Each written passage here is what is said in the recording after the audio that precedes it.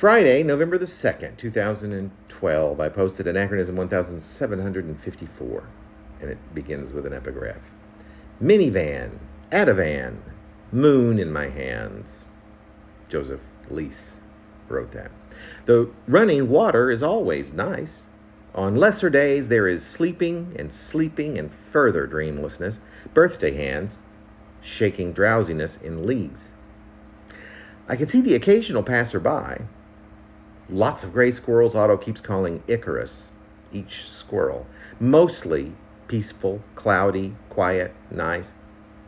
Broke like never before. Not sunny today like yesterday, but not as windy.